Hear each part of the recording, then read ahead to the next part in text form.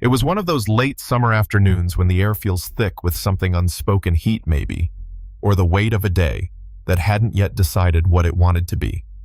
Before we get started, when you're really comfortable, like the video and subscribe to the channel, but only if you really love what I have to share here. And if you're listening in the middle of the night, please comment and let me know where you are and what time it is. Now turn off the flash, turn on the fan gently for some background noise, and let's drift off into the night. Jake Nolan wiped the back of his hand across his brow and squinted down the road. He was headed home from a supply run, his old pickup rattling with bolts and brake pads when he saw her. A silver sedan sat awkwardly on the shoulder blinkers, flashing hood up. Steam curled faintly into the sky like a distress signal for those who still cared to look. Most cars passed without slowing. Jake didn't. He pulled over his truck, wheezing in protest, and climbed out with the careful rhythm of someone whose knees had known better years. She was young, maybe mid-20s, dressed like she had come from somewhere expensive but didn't want anyone to know. Her heels were in her hand. Her phone was dead. Her face wore the expression of someone trying very hard not to panic. "Need a hand?" Jake asked, keeping his tone light. She looked up startled, then quickly nodded. "I think it's the tire, maybe the engine too, I'm not really sure." "No worries," he said, already reaching for his toolbox. "Let's take a look." There was no fanfare, no long exchange. Just a man who knew how to listen to machines, and a girl who for once needed someone to hear her. Within minutes, he had the tire changed, the coolant checked, and her car humming like it remembered how to breathe. She stared at him surprised, maybe even moved as he handed her a bottle of cold water from his truck. "How much do I owe you?" Jake shook his head. "You don't." She blinked. "Really? I was just passing through." "And so were you." She hesitated, then smiled softly. "Thank you."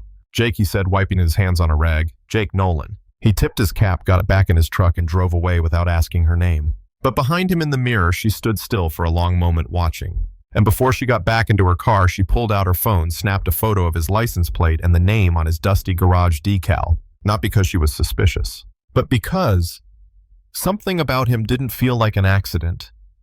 She drove away with the windows down, the breeze lifting strands of her hair like threads of a memory still being written. But for Claire Shaw, it wasn't just about the car. Not really. It was the way he didn't look at her twice when she couldn't unscrew the lug nut. The way he crouched beside the car, like he was on level ground with her, not above, not below, just beside.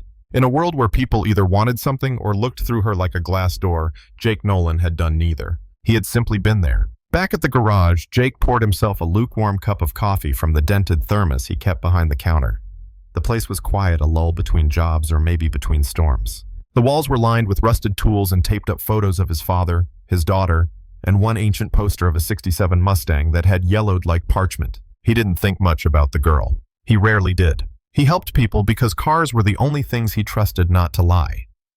Machines didn't care about your past. They didn't ask about your credit score. They just broke and waited for someone willing to fix them. People, though, they were different. Too many times Jake had seen how quickly a favor turned into suspicion, how kindness was mistaken for weakness or worse, for a trap. So when he helped, he didn't expect thanks. He certainly didn't expect what came next. Because 3 towns over, Claire was walking into a penthouse suite with floor-to-ceiling glass, the kind that looked down on the city like it owned the air. Her mother sat behind a desk of smoked oak papers stacked with precision, a single orchid blooming in a pot far too rare to belong in any florist's window. Vivian Shaw didn't look up. "You're late." Claire didn't respond. She walked to the desk, set down her phone, and slid it across the glass. Vivian raised an eyebrow. On the screen, a photo of Jake Nolan mid-smile, wiping his hands on a rag. In the background, the words "Nolan's Garage" stenciled on a rusted sign. Her daughter said just 4 words. "I want you to meet him." Jake didn't give the moment a second thought. Back at the garage, he was elbow-deep in the engine bay of a battered minivan radio, humming an old blues track, sweat trailing down his temples in the afternoon heat. The memory of the girl on the roadside drifted through his mind occasionally, not because she was striking or unusual, but because she had looked at him like he mattered. Not for fixing her car, not for being useful, just for showing up when no one else did. But Jake had learned long ago, don't hold on to passing moments. Fix what's in front of you. Move on.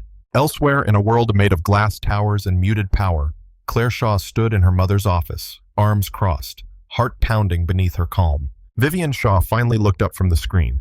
"A mechanic." Claire's voice didn't waver. "Yes. I assume you verified he's not a felon, a fraud, or some camera-chasing good Samaritan." Claire bristled. "He didn't even want to give me his name." Vivian leaned back.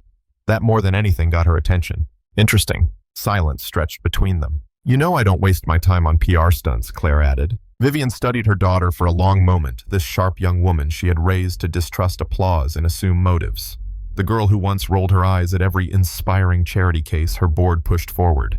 And yet here she was, defending a man with oil on his hands and no idea who she really was. You're serious about this, Vivian said finally. Claire nodded.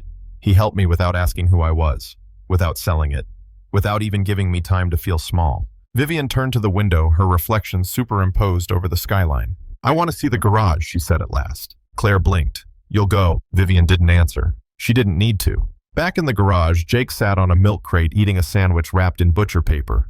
Grease smudged the edge of the bread, but he didn't mind. He had no idea that miles away, two women in tailored silence were deciding whether or not to change his life. Not because he'd asked for anything, but because he hadn't. And in a world of hungry hands and hollow gestures that was starting to mean something again. Claire returned to the garage 2 days later. No broken car this time. No heels in hand.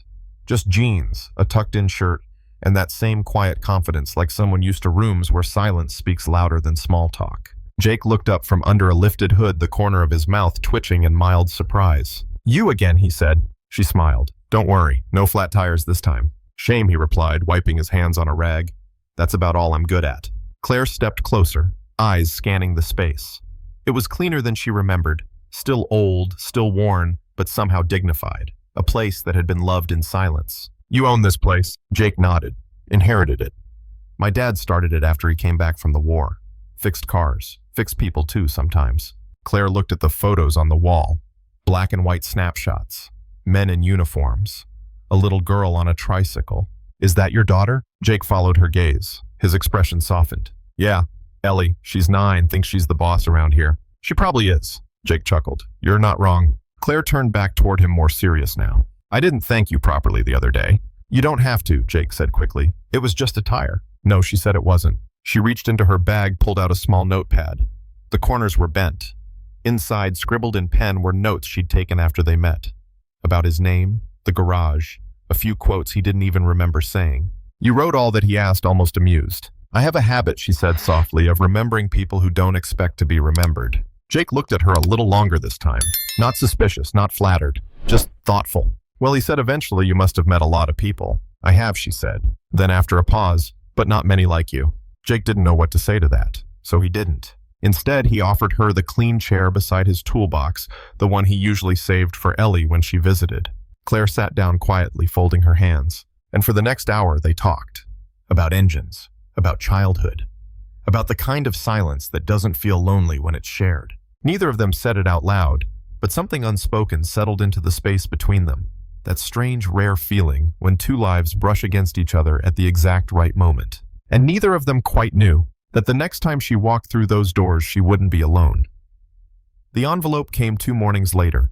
Jake found it wedged between a stack of junk mail and a flyer for half-off oil changes, crisp, cream-colored, sealed with wax.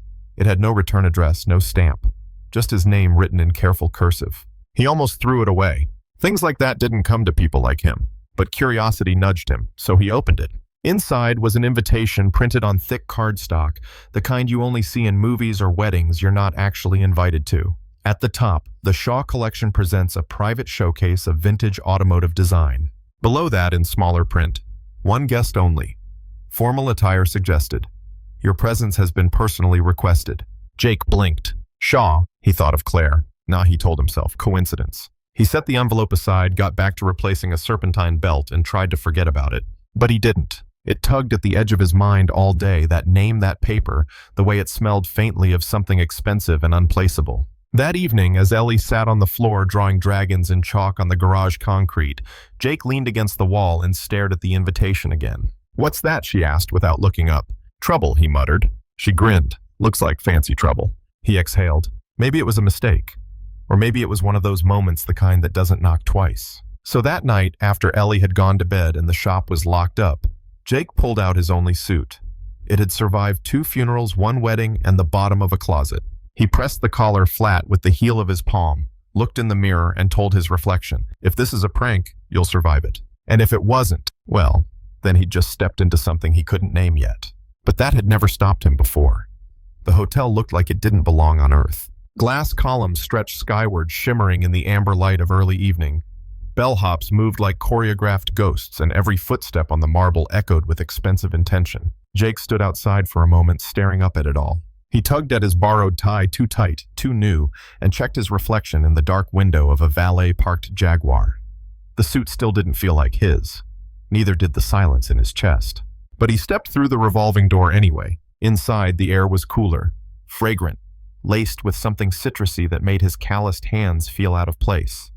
A hostess in a black dress with a gold pin greeted him, blinking only once as she glanced at the invitation he handed her. "Right this way, Mr. Nolan." She said it like he belonged there, like it was a matter of fact, not surprise. Jake followed her down a corridor lined with photographs.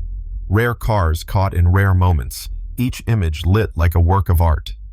Men in tuxedos drifted past him, flutes of champagne in hand. Women in gowns that shimmered like water leaned in close over conversations he couldn't hear. He kept walking. At the end of the hall, the door to the exhibit opened, and the world shifted. Inside was a gallery of machines unlike anything he'd ever touched. 1930s Bentleys, a gullwing Mercedes, a hand-restored Shelby Cobra that looked like it still smelled of 1965.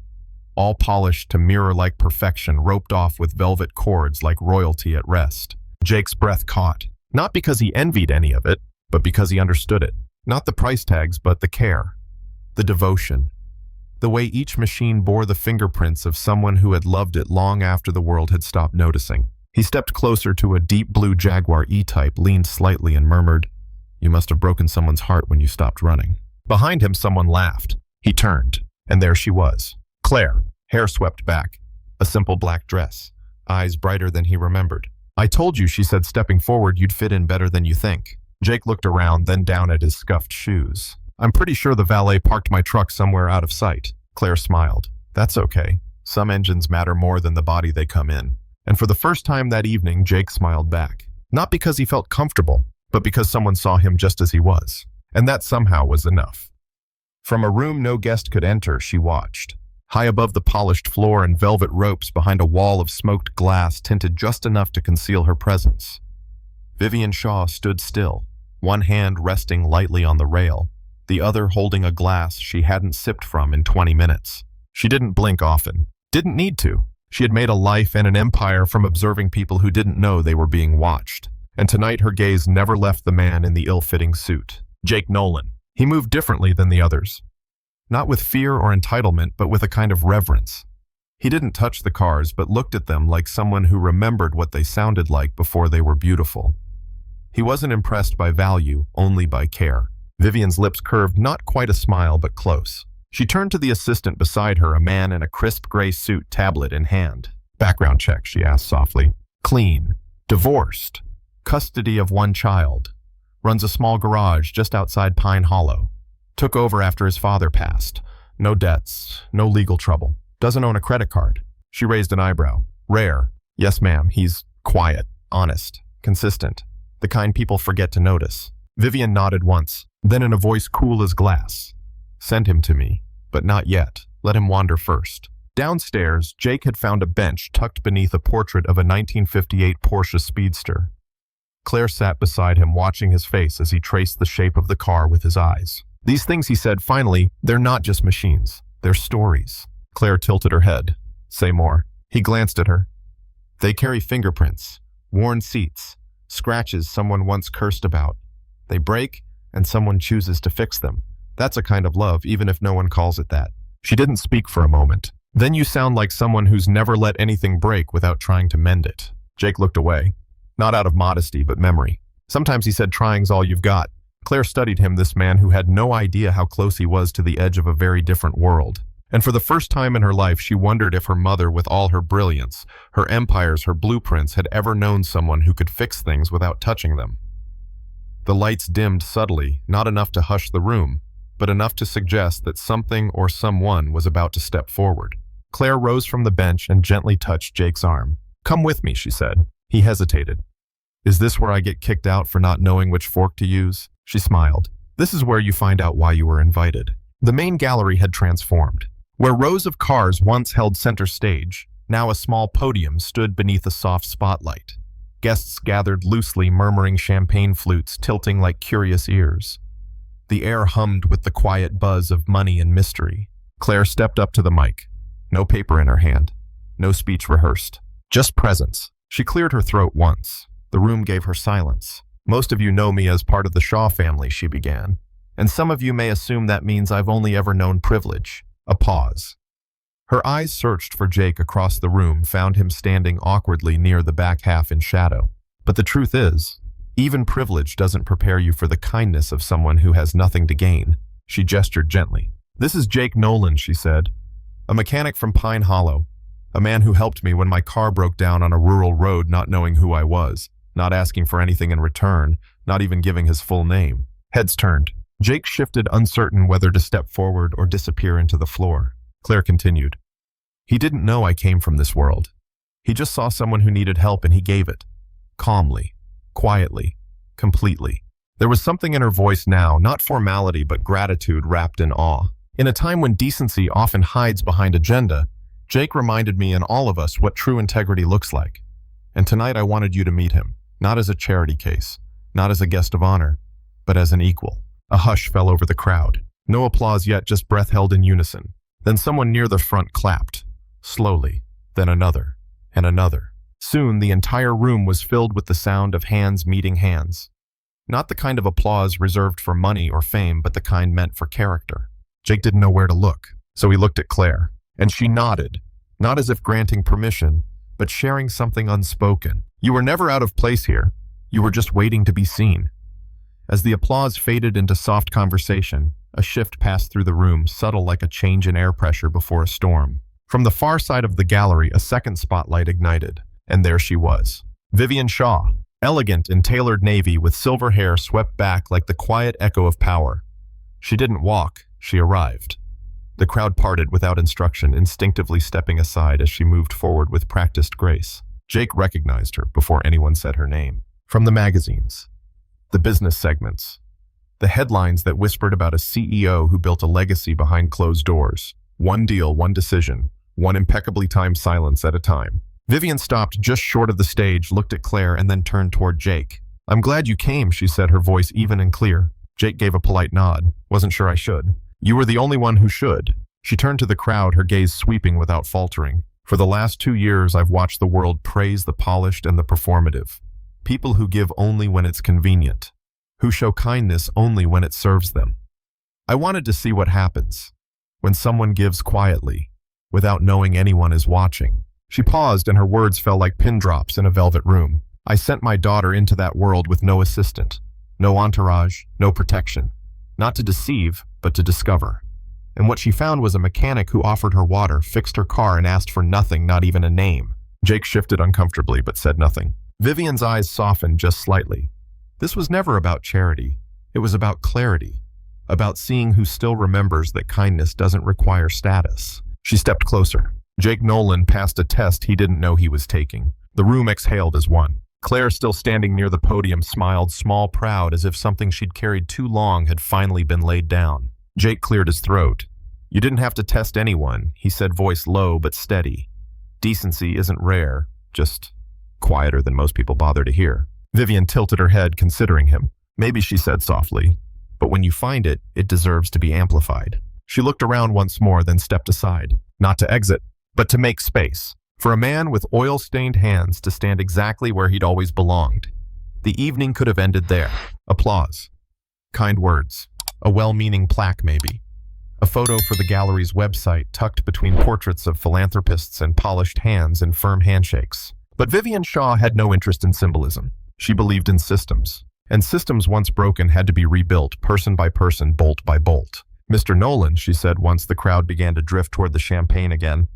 I'd like to show you something. Jake followed her through a side corridor past velvet curtains and staff-only signs until they reached a private chamber lined with blueprints, engine parts, and sketches pinned to corkboards like constellations in motion. In the center stood a scale model of a state-of-the-art auto repair facility. Sleek, solar-powered, open bay windows, community classrooms, scholarships named after mechanics from small towns who'd never been remembered. Jake stared quiet. Vivian folded her arms. I've had this design for 2 years, she said. No one's run it yet. Because I was waiting for someone who understood that fixing machines is the easy part. It's fixing trust that takes work. Jake looked at her eyebrows drawn. Why me? Because you gave without asking. And you stayed long enough to be noticed. She stepped closer. I don't want a figurehead. I want someone who sweeps his own floors and keeps a kid's drawing taped to the wall. Someone who shows up every day like it matters. Because it does. Jake didn't speak right away. His fingers brushed the edge of the model, not possessively, but curiously, like he was testing whether the dream was real beneath his calloused hands. I'm not some brand, he said. Vivian smiled. For real this time. No, she said. You're better. You're proof. She handed him a slim folder. No fanfare, no press release. Just a simple proposal, full backing, no interest ownership in his name with one clause in bold at the bottom. Must remain rooted in community. Jake held it like something sacred. I'll have to think about it, he said, because he meant it. Vivian nodded. Good. I wouldn't trust anyone who didn't. As they stepped back into the hallway, the crowd had already moved on laughter, returning glasses clinking softly. But Claire stood waiting, her arms crossed, eyes bright. Jake held up the folder. What is this? He asked her. She smiled. A thank you. The kind you build, not the kind you say. And for the first time in a very long time, Jake Nolan didn't feel like someone passing through. He felt like someone being asked to stay. Jake didn't sleep much that night. The folder sat on the kitchen table unopened but radiating like something electric. Across from it, Ellie's cereal bowl sat half full, soggy and forgotten, just like the bedtime story he'd promised to finish reading. He rubbed his hands together. They were steady on a wrench, sure on a socket, but right now, they felt uncertain. Too clean for a future that suddenly felt far too big. He'd spent years getting by, keeping the lights on, keeping Ellie safe, keeping the garage running on borrowed time and salvaged parts. He hadn't built dreams in blueprints. He'd built them in habits, in staying, in fixing what he could quietly while no one noticed. And now the world had noticed. Claire had left a note folded neatly, written in small, thoughtful letters. You don't have to say yes to change everything. But if you do, you won't be doing it alone. Jake closed his eyes. For a long time, he just sat there, the ticking of the wall clock, the only sound between doubt and decision. The next morning, he drove Ellie to school in the same rattling truck. She swung her backpack over one shoulder and paused before hopping out. Daddy, she said, do you like fixing cars? He blinked. Yeah, baby. Why? She shrugged. You just look like maybe you're gonna fix something bigger. He laughed under his breath. Maybe I am. She grinned and ran off toward the school gate. Jake watched her until she disappeared into the sea of backpacks and early bell warnings. Then he sat in the truck a moment longer. Maybe this wasn't about money, or reputation, or walking into a new life. Maybe it was about proving to her, to Claire, to himself, that doing good quietly didn't mean you had to stay small. And that sometimes the best mechanics weren't just given tools, they were given trust. That afternoon he made the call. One line, one breath. I'm in. Let's build it. The ribbon wasn't red. Jake had insisted on that. He said red was too flashy, too expected. So instead they used a strip of soft navy cloth, the same color as his father's favorite work shirt, the one still hanging in the back office like a ghost that refused to leave. The garage looked nothing like it had 6 months ago. Gone were the peeling signs and flickering lights. In their place, wide bay doors, clean concrete shelves that weren't just full, they were organized. The logo above the front entrance read, Nolan's Honor Garage, where we fix what matters. There was a community lounge inside, free classes on weekends, a waiting room with books for kids and coffee that didn't taste like regret. And on the back wall, framed in oak, was Ellie's drawing stick figures, and all of a man with messy hair holding a wrench and a heart in the same hand. Jake stood beneath it now, wearing a button-down he didn't hate and jeans that still had oil in the seams. People gathered outside, families, neighbors, even a few suits from the city who looked like they'd never seen calluses up close. Claire was there too. She hadn't said much in the weeks leading up to the opening. Just helped, showed up, swept the floors when no one asked her to, laughed at his jokes, listened when he didn't quite know how to speak. Vivian Shaw arrived just before the ribbon cutting. She said very little, of course, just a firm nod, a hint of pride behind her famously unreadable expression, and a quiet handshake that said more than a dozen speeches ever could. Jake took the scissors in both hands, glanced at Ellie, then at the crowd. He didn't say anything grand. Just this, some places fix engines. We fix what gets you home. If you've got something broken and you're not sure if it's worth saving, bring it by. We'll try. Then he cut the ribbon. The navy cloth fell in 2 soft halves. The crowd clapped, a few even cheered. But Jake just stepped back, hands in his pockets, heart full of things he didn't have words for. Not pride, something deeper. Maybe peace. Or maybe the quiet satisfaction of building something that doesn't just belong to you, but includes you. Claire came back the next morning. No camera crew, no fanfare, just her in jeans and a ponytail holding 2 coffees and a grease-stained baseball cap she said she found in the trunk of her car. "I think it's yours," she teased, handing it to Jake. He squinted at it. "Definitely not mine." She smirked. "Then I'm claiming it." And just like that, she was there not as a guest or a benefactor, but as herself. She spent the day helping Ellie restock the snack shelf and organizing spare bolts by size. At one point, she tried to lift a tire wobbled and Jake caught it with one hand. "I've got it," he said. Claire dusted her palms, cheeks flushed. "I was testing gravity." "You passed," he deadpanned. They both laughed. And the laughter didn't feel borrowed anymore. It felt earned. Over the next few weeks, she kept showing up, sometimes with lunch, sometimes just to sit on the back steps and talk about nothing in particular, the weather, the strange way people still double-took when they saw a woman under the hood, the quiet things her mother had never understood. Jake never asked why she kept coming. Claire never explained, but it became clear in the way she started using "we" when she talked about the shop, in the way Ellie would light up when she arrived, in the way Jake would always leave the second cup of coffee untouched until she walked through the door. One afternoon, while tightening a belt on a stubborn old Buick, Claire leaned over and said, "You know, I still don't know how to change my oil." Jake raised an eyebrow. "You've been hanging around a garage for weeks." She shrugged. "I like learning slowly." He handed her a wrench. "Then take your time. Some things are better that way." Their fingers brushed, not accidentally, but not deliberately either, just long enough to feel real. And for the first time since that night on the roadside, Jake realized something. Helping her with that tire hadn't just fixed her car. It had opened a door, and now, quietly, without anyone saying the words, someone had walked through it, not as a stranger, but as a friend. At first it was little things. A man Jake had once helped with a radiator showed up with a box of glazed donuts. No note, just a nod, and left before Jake could say thanks. A single mom left a bouquet of wildflowers on the reception counter wrapped in newspaper. Ellie found it with a sticky note that read, "You made my son feel like a real customer." He talked about it all week. People started stopping by even when they didn't need anything fixed. Not because the shop was shiny, but because Jake had become something rare in their town, a constant. The kind of man who kept his promises even when no one was keeping score. The kind of man who didn't interrupt, but listened. And listening, it turned out, had been the thing they were missing. One Saturday, Claire hosted the garage's first free fix-it day, an idea she and Ellie cooked up over sandwiches and laughter. Jake didn't advertise it. He just opened the bay doors and waited. By noon, the lot was full. Rusty bikes, old lawn mowers. A woman brought a broken record player her late husband had once danced with her to, and Jake fixed it in 20 minutes, blinking back something in his throat when he handed it back. People brought more than machines that day. They brought stories, regret, a little hope. And Jake listened to all of it with his sleeves rolled up and his hands busy, but his heart open like a front porch light that never got turned off. The local newspaper finally noticed. They sent a photographer who tried to take a posed picture. Jake refused.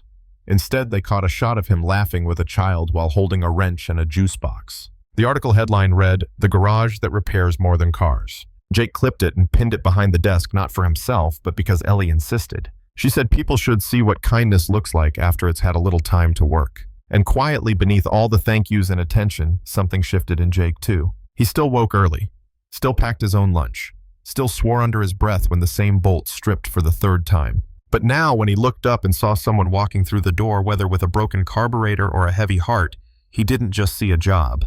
He saw someone who needed what he had to give. And that was more than enough. Evening settled over Nolan's honor garage like a familiar quilt. Golden light catching the edges of tool benches and shelves, the scent of motor oil blending with warm coffee and something sweeter peace. Jake stood at the threshold, arms crossed, watching the sun slip low behind the trees that lined the back lot. Ellie was inside humming as she colored between the outlines of another chalk mural, this one of a car with wings. Claire sat on the hood of a truck nearby, legs crossed, sipping from a mismatched mug they kept just for her. No one was in a rush. No one had to be. Jake took a long breath and let it out slowly. Not because he was tired, but because he was finally home. There had never been a moment, not one, when Jake asked for recognition. Not when he helped Claire on that roadside. Not when Vivian offered him the proposal. Not when his face showed up on the front page of a newspaper he didn't subscribe to. He hadn't done it to be seen. But now that he was truly seen, he understood something he hadn't before. Recognition isn't about applause. It's about belonging, about knowing that the work of your hands and the weight of your decency have quietly built something that lasts not just in bolts and blueprints, but in people, in how they feel when they walk into your presence, in what they take with them when they leave. What Jake Nolan had fixed wasn't just broken engines. He'd repaired something older, something quieter, something far more valuable. Trust, hope, the belief that good people still walk into our lives when we least expect them and don't ask for anything except the chance to do the right thing. So if you ever pass through Pine Hollow and you see a sign that reads Nolan's Honor Garage, stop by. Not because your car needs fixing, but because sometimes your faith in people might. And just maybe if you sit long enough and listen carefully, you'll hear the soft sound of something being rebuilt from the inside out. Thank you for being with us on this journey here at Social Justice. If this story touched something in you, share it. Pass it on. Because stories like Jake's, they remind us all that decency, no matter how quiet, always finds its way home. Until next time, stay kind, stay human.